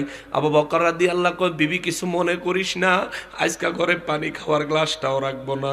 লগে লগে পোটলায় ঢুকায়া আবু বকর রাদিয়াল্লাহু নিজের কাঁধে করে লইয়া দিছে দৌড় মসজিদে নববী শরীফে। আমার নবীর রুমাল মোবারকের উপরে আবু বকর রাদিয়াল্লাহর পোটলা যখন রাখছে, আমার নূর নবী রাহমাতুল্লিল আলামিন কয়, এরে মদিনাবাসীরা রে, ও সাহাবীরা রে, এরে আহলে সুফারা, দেখো আমার বন্ধু, আল্লাহু আকবার, দেখো আমার বন্ধু আবু বকর নিয়ে আসছে আমার রুমালে দেওয়ার জন্য, চলো দেখি আমার বন্ধু কি নিয়ে আইলো। নবী রাহমাতুল্লিল আলামিন তাকিয়েছেন, আবু বকর রাদিয়াল্লাহু তাআলা আনহুর পোটলাটা খুললে তাকায়া দেখে পানির গ্লাসের থেকে এখনো ফোঁটা ফোঁটা পানি বের হয়। মানে গ্লাসে একটু পানি ছিল, পানি রাখাই এই গ্লাসটা নিয়ে আইছে। এখন গ্লাসের থেকে পানি খাওয়ার সাথে সাথে গ্লাসটা একটু ভিজা ভিজা থাকে না, এক আধ ফোঁটা পানি থাকে না। নবী রাহমাতুল্লিল আলামিন কয়, আবু বকর, গ্লাসের থেকে তো পানি বাইরে। কয়, হুজুর পানি ছিল, আমি পান করে নিয়েছি, কিন্তু একটু পানি, সামান্য পরিশেষের একটু ফোঁটা ফোঁটা পানি রয়ে গেছে, হুজুর আমি পরিষ্কার করে দিচ্ছি। নবীজি তাকায় কয়, আবু বকর, পানি খাওয়ার গ্লাসটাও বাড়িতে ছাইরা আসো নাই, তাইলে তুমি ঘরে কি রাইখাইছো? কয়, হুজুর আমি আল্লাহ এবং আমার রাসূলকে আমার ঘরে রাইখাইছি। সুবহানাল্লাহ।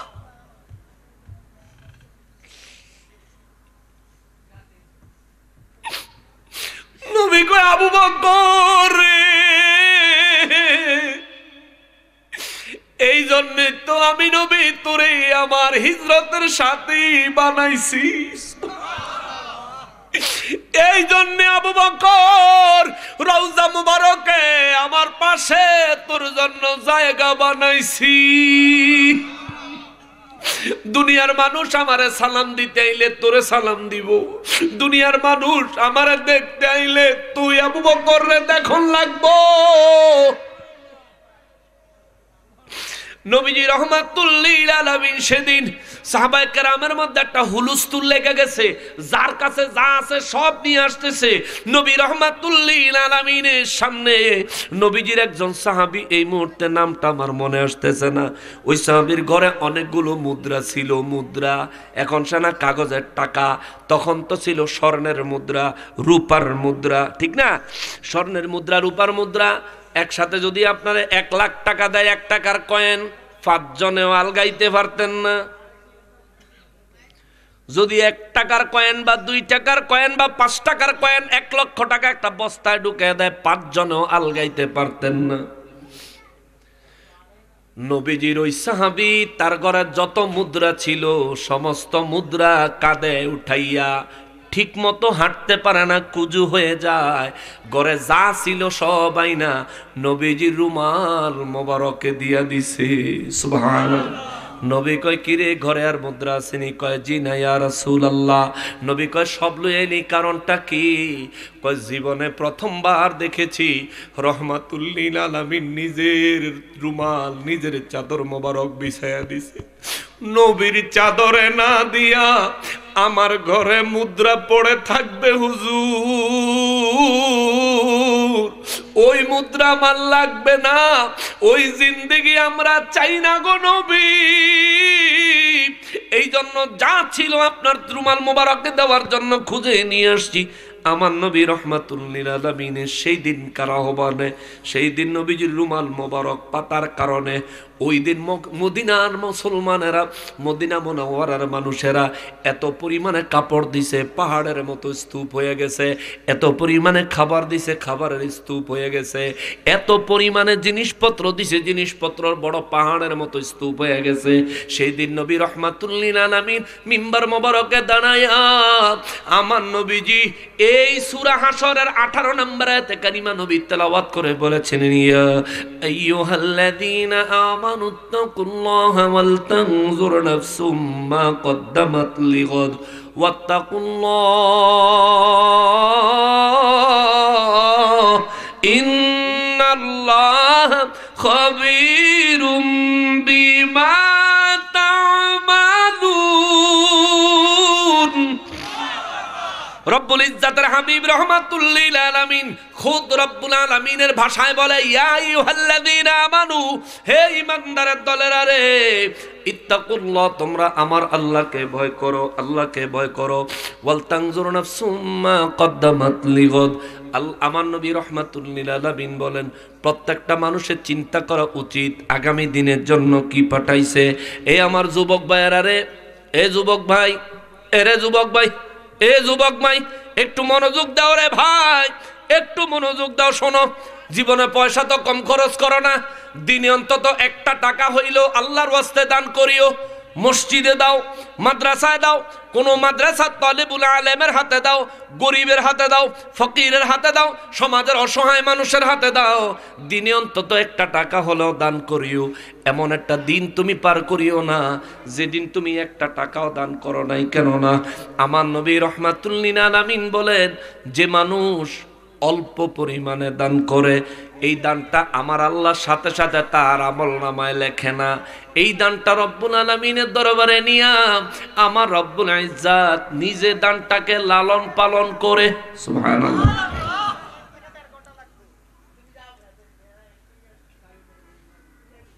কয়টা বাজে? 12:30 বাজে গেছে, সামনে আর যাওয়া যাইত না। এই দানটাকে আল্লাহ নিয়া লালন পালন করে। এই দানটাকে নবী বলেন, এই দানটাকে পাহাড়ের মতো বিশাল আকারে বানাইয়া তারপরে রব্বুল আলামিন এই দানটা বান্দার আমল নামায় ফিরাইয়া দেয়। জোরে কন্যা সুবহানাল্লাহ। এমন একটা দিন পার করিয়েন না দান না করে, দান করেন। আমার যুবক ভাইরা, তোমাদের কাছে আজকে একটা অনুরোধ করে যাই ভাই, আজকের ওয়াজটা হাসরের ময়দান নিয়ে করলাম। আমারও হাসরের ময়দানে দাঁড়াইতে হবে ভাই, তোমারও দাঁড়াইতে হবে। বিশ্বাস করো ভাই, হায়াতের কোনো গ্যারান্টি নাই। ওরে 30 বছর বয়স তোমার ভাবছো মনে মনে, 60 বছরের বাবা থাকতে তুমি মরবা কেনে? ওরে নাই গ্যারান্টি সামনে তুমি, নাই গ্যারান্টি সামনে তুমি বাঁচবে 1 second. Oh my dear friend, ওই বুঝি তো রাইলো ও আরেন, ঠিক কিনা বলে? যে কোনো মুহূর্তে মৌত চলে আসবে। কয়েকদিন আগে ফেসবুকে একটা পোস্ট দেখলাম, সংবাদ আসলো, গুগল ম্যাপ ধরে গাড়ি দিয়ে সপরিবারে কোথায় যেন যাইতেছিল, গুগল ম্যাপ ধরে ব্রিজের উপরে দিয়ে যাইতেছিল, ব্রিজ যে মাঝখানে অর্ধেক বানায় নাই, এটা তো আর গুগলে জানে না, হেবেটাও কই থাকতো না। সোজা গিয়া গাড়ি চালায় পইরা ওখানেই 5-6 জন না 7 জন ফুল ফ্যামিলি শেষ। 6 জন না 6 জন, ওখানেই ফুল ফ্যামিলি শেষ হয়ে গেছে। তো সবাই তো আশা করছিল গাড়ি দিয়ে বাড়ির যাবো কিংবা যেখানে যাওয়ার গন্তব্যস্থলে যাবো একটু আরাম আয়াস আনন্দ উল্লাস করবো। যারা দাঁড়িয়ে রাখে নাই হেরা চিন্তা করছে বুড়ো হইলে রেখে দিমনি, কিন্তু হায়াতে কুলায় নাই। আমার যুবক ভাই দাড়িটা রাখিয়েন, আমার যুবক ভাই 5 ওয়াক্ত নামাজ পড়িয়েন, আমার যুবক ভাই আল্লাহর ভয়, নবীর মহাব্বত, মা বাবার খেদমত, পীর আউলিয়ার সোহবত, এই 4টা জিনিস। আমি আবার বলি, আল্লাহর ভয় কেমন হবে? যে কোনো কাজ করবেন দেখেন কে? কথা কন না কে? ওই আল্লাহ দেখতেছে এটা চিন্তা করে কাজ করেন, যে আল্লাহ তো দেখতেছে, হাসরের ময়দানে আল্লাহ আমরা ধরবো। আল্লাহর ভয়, নবীর মোহাব্বত, মা বাবার খেদমত, আউলিয়া কেরামের সোহবত, এই 4টা জিনিস আপনি যদি হাসিল করতে পারেন আপনার দুনিয়া এবং আখেরাত হবে বাদশাহী। জোরে কন্যা সুবহানাল্লাহ। আল্লাহ তাআলা বুঝার তৌফিক দান করুক, সবাই পড়ি আমিন। আল্লাহ তাআলা মানার তৌফিক দান করুক, সবাই পড়ি আমিন। ওমা তৌফিক ইল্লা বিল্লাহ। আমার জন্য দোয়া করবেন, রাজি আছেন? সবাই রাজি আছেন নি? তাহলে একটা টেস্ট করি। রেডি? রেডি? আসসালামু আলাইকুম ওয়া রাহমাতুল্লাহি ওয়া বারাকাতুহু। আলহামদুলিল্লাহ, শুকরিয়া হুজুর। আল্লাহ না, এখন আর সময় নেই হুজুর, এমনি অনেকক্ষণ বসে আছে।